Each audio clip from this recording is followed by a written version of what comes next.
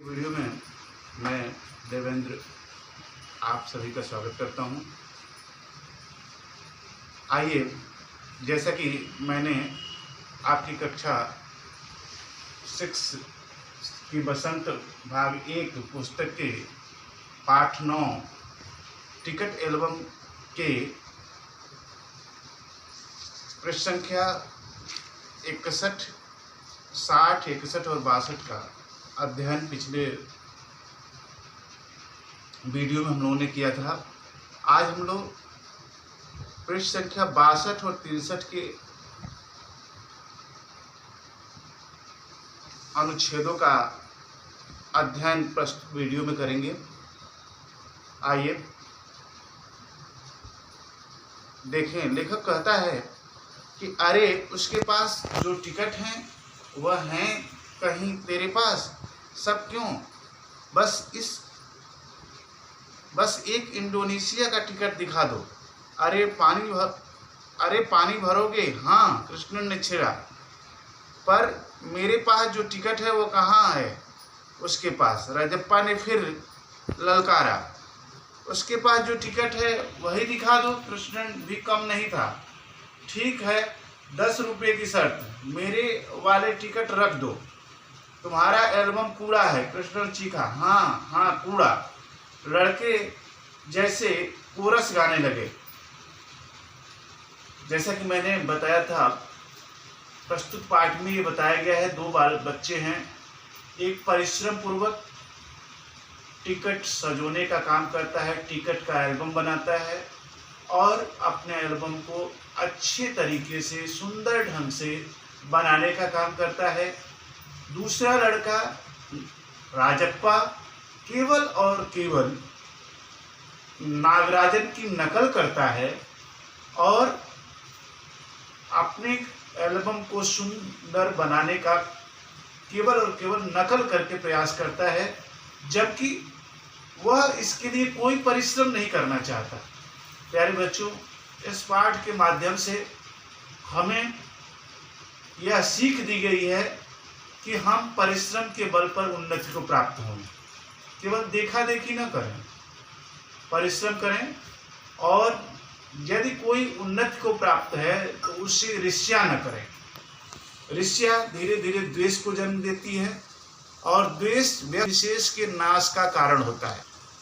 इसलिए कभी भी किसी से भी प्रस्तुत पाठ के माध्यम से हमें सीख लेनी है कि जैसे नागराजन अपने टिकट एल्बम को बना रहा है और बनाकर सभी बच्चों को दिखा रहा है, लेकिन उसके मन में किसी से कोई ईर्ष्या द्वेष नहीं है, वहीं राजप्पा के मन में हमेशा नागराजन के टिकट एल्बम से द्वेष है।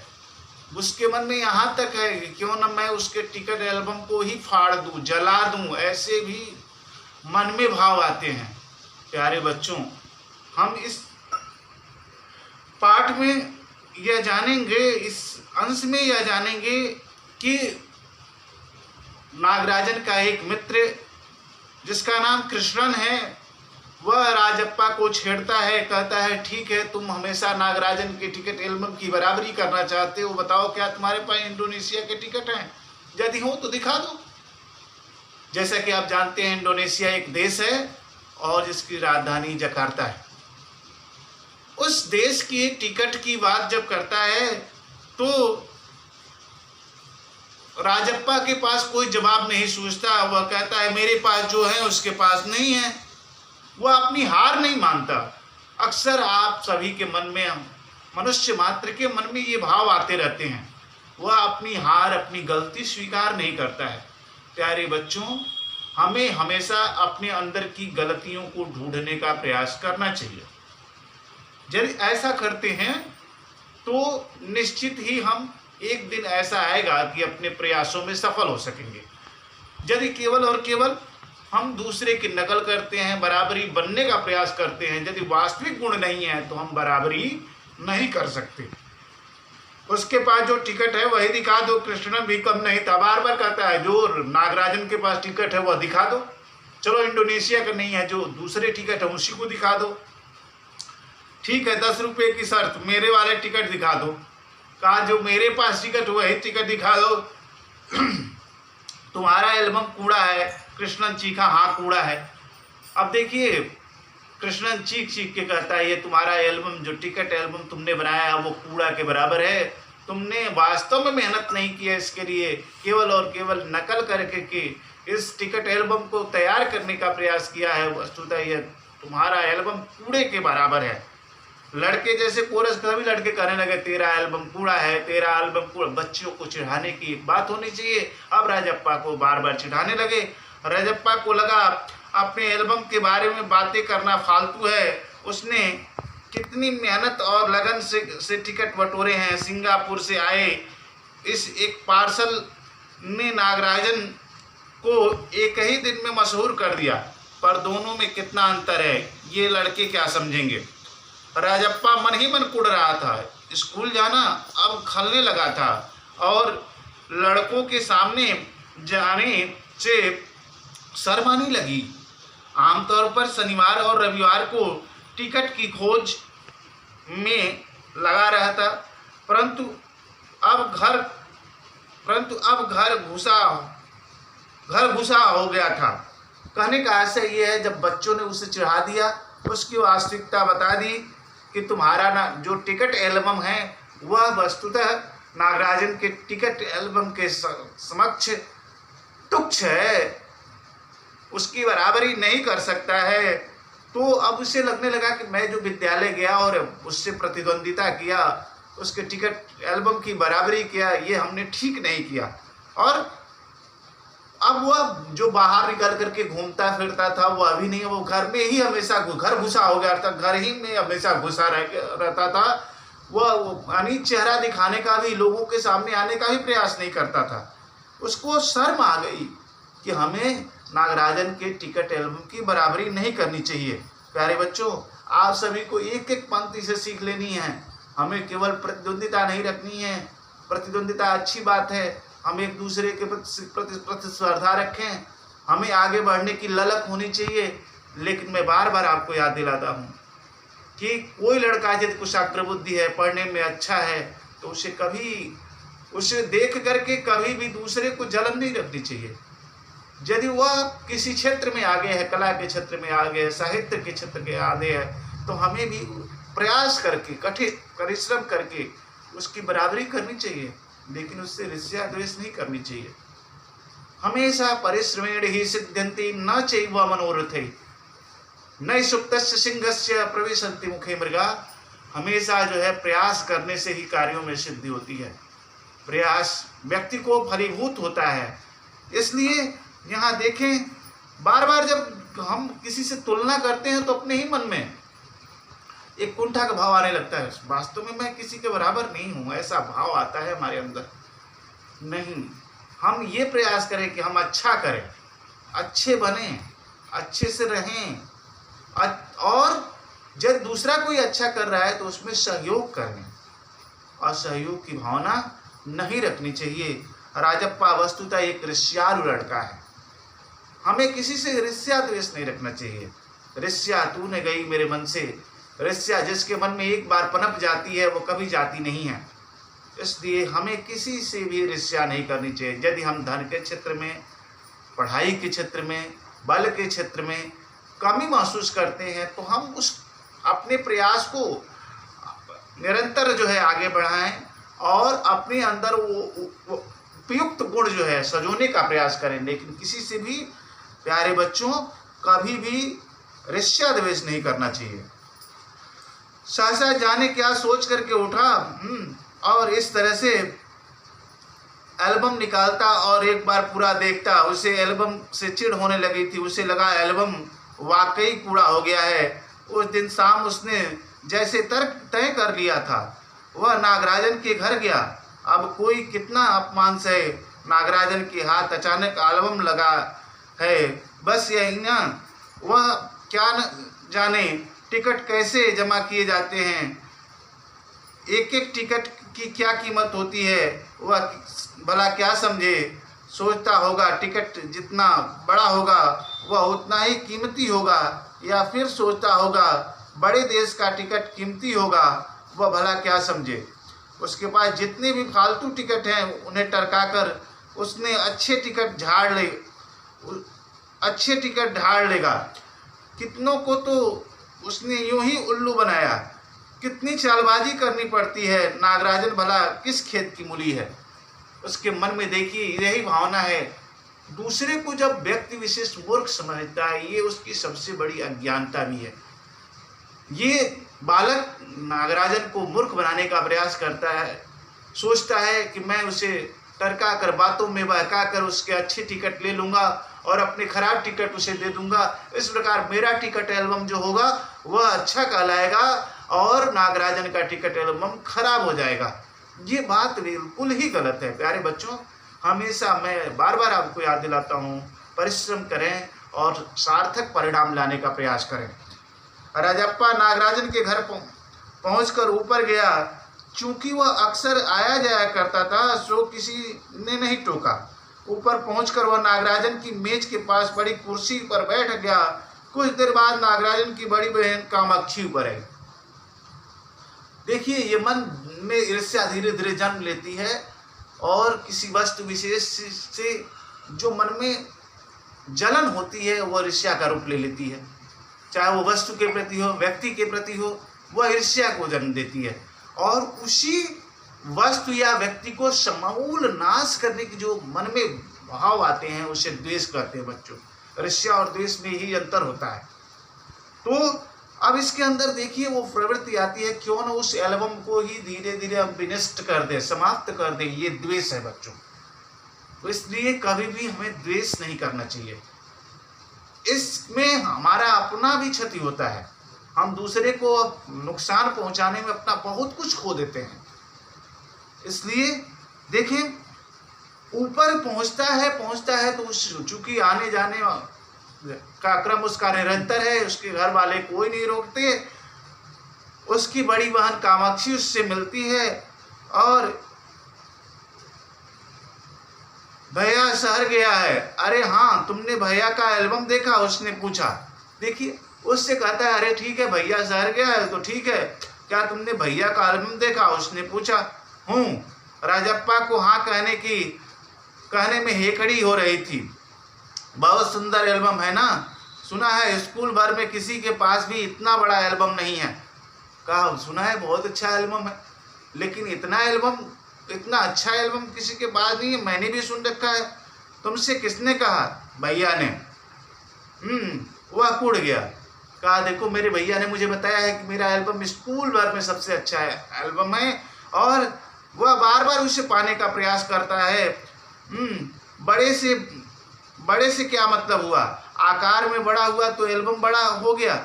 उसकी चिड़चिड़ाहट साफ थी। राजप्पा कहता है बड़े से क्या हो गया? उसका एल्बम बड़ा है तो आकार में बड़े होने से तो मेरे पास भी एल्बम है, मेरे एल्बम की बराबरी नहीं कर सकता है। हाँ, उसके मन में चिड़चिड़ाहट थी। किसके मन में चिड़चिड़ाहट थी? बच्चों, राजप्पा के मन में चिड़चिड़ाहट थी। जब हम कोई प्रयास करते हैं, किसी से प्रतिद्वंदिता रखते हैं तो हमें अपनी मन में चिड़चिड़ाहट जन्म लेने लगती है। हम क्यों नहीं उसके बराबरी कर पाते हैं? वस्तुतः हम सार्थक प्रयास नहीं कर रहे होते हैं, हम परिश्रम नहीं कर रहे होते हैं, केवल और केवल मन में एक भावना रखे हैं क्यों ना हम उसकी बराबरी कर लें। तो केवल भावनाएं पालने से, विचार पालने से केवल हम किसी की बराबरी नहीं कर पाएंगे। हमें सार्थक प्रयास करने होंगे, चाहे वो किसी क्षेत्र में, चाहे वो व्यवसाय का क्षेत्र हो, शिक्षा का क्षेत्र हो। प्यारे बच्चों, इस अंश से हमें ये सीख लेनी है कि ईर्ष्या की भावना जैसे ही सृजित होगी, द्वेष में परिवर्तित हो जाएगी। तो हमें अपनी मेहनत के बल पर आगे बढ़ने का प्रयास करना चाहिए। मेहनत करो। मेहनत व्यक्ति को सर्वथा ऊपर उठाता है। आपने सुना होगा, जाना होगा, अपने गांव घरों में देखा होगा, आसपास देखा होगा, बहुत से ऐसे लोग होंगे जिनके घर में धन की कमी होगी, जिसके पास कुछ नहीं होगा, लेकिन उन्होंने सार्थक प्रयास किया, अच्छे परिणाम लाए और बहुत उन्नति को प्राप्त किया। ठीक वैसे ही नागराजन देखिए, उसके मन में जो है ईर्ष्या नहीं है, द्वेष नहीं है, किसी के प्रति प्रतिद्वंदिता नहीं है। हमेशा वह अच्छा करने का प्रयास जरूर करता है।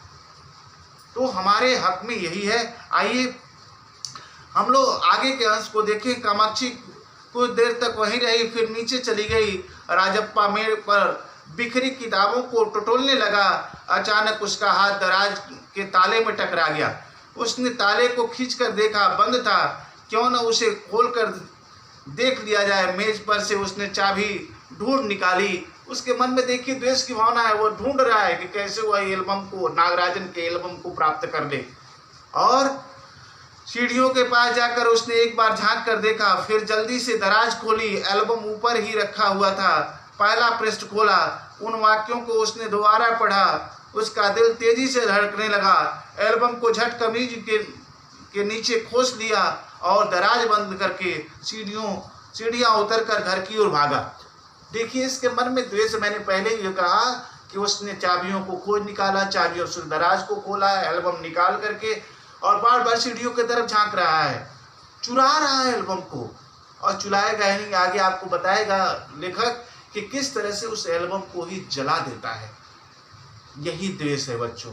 अक्सर हमारे आपके मन में भी होती है, कोई अच्छी चीज़ किसी के पास है, हमारे पास नहीं है, तो हम सोचते हैं क्यों ऐसा होता कि वह वस्तु ही उसके पास विनष्ट हो जाती, समाप्त हो जाती। यह भावना व्यक्ति को एकदम नीचे की तरफ गिराती है।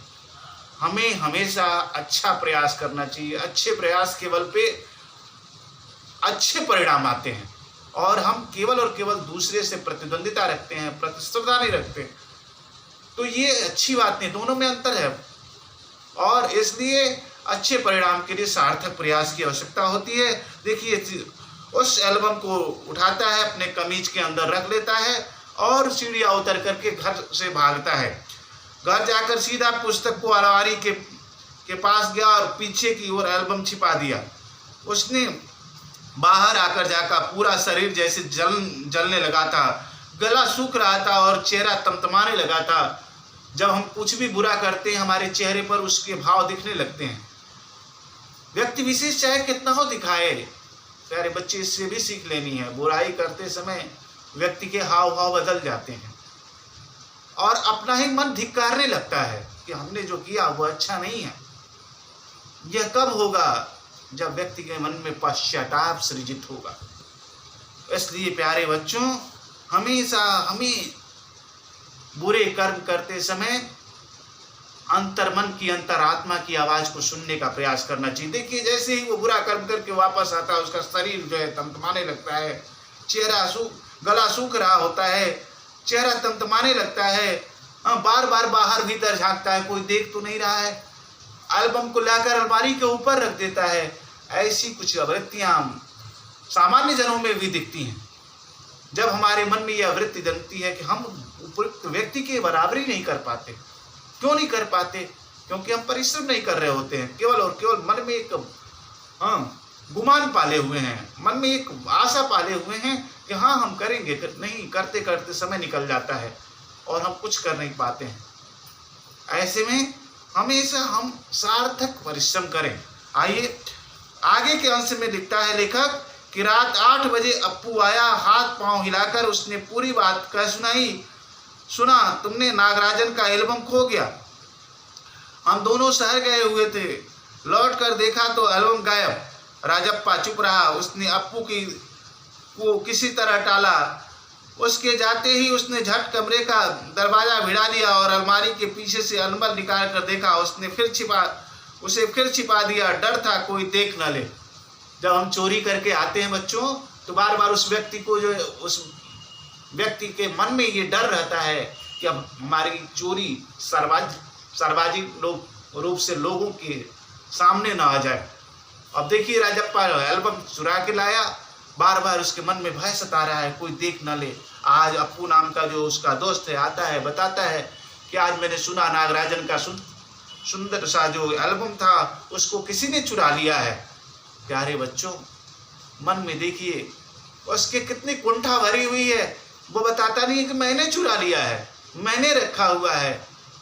ऐसी प्रवृत्तियां कभी कभी हम सामान्य जन में आती हैं, जो व्यक्ति विशेष को अवनत की ओर ढकेलती हैं।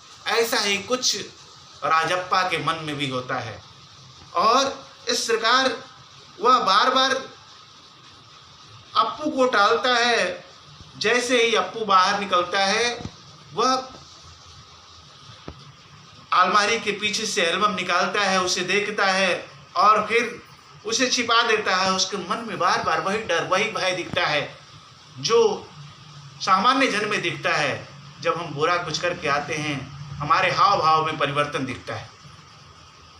हम बार बार छिपाने का प्रयास भी करते हैं, लेकिन जरूर चेहरे पे वो हाव भाव दिखता है। इसलिए हमेशा हमें किसी भी बुराई या बुरे कर्म को करने से बचने का प्रयास करना चाहिए।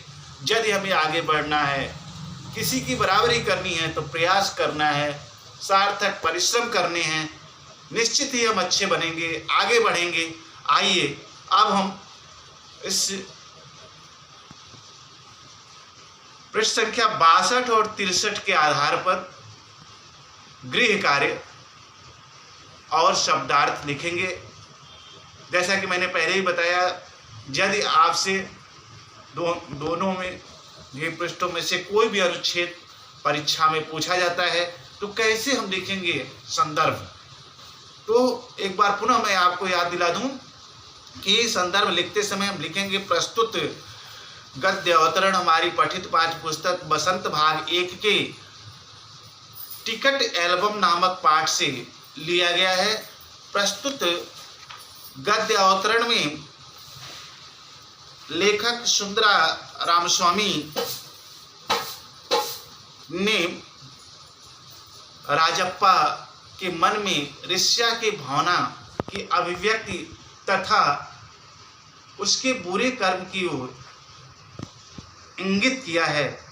और उसके बाद हम जो भी अंश आपके जो भी अनुच्छेद इस दोनों पृष्ठों से पूछे जाएंगे, हम उसकी व्याख्या करें।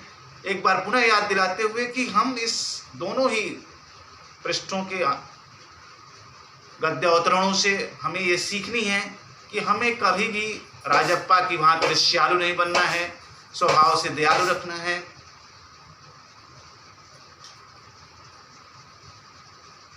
और निश्चित ही अच्छा करने का प्रयास करना है। यदि आज का यह वीडियो, हमारा यह संदेश आपको अच्छा लगा हो तो निश्चित ही वीडियो को लाइक करें, सब्सक्राइब करें और अपने विचारों को, कमेंट्स को हम तक पहुंचाने का प्रयास भी करें, जिससे हम कुछ और अच्छा करने का प्रयास करें। आइए गृह कार्य और शब्दार्थ।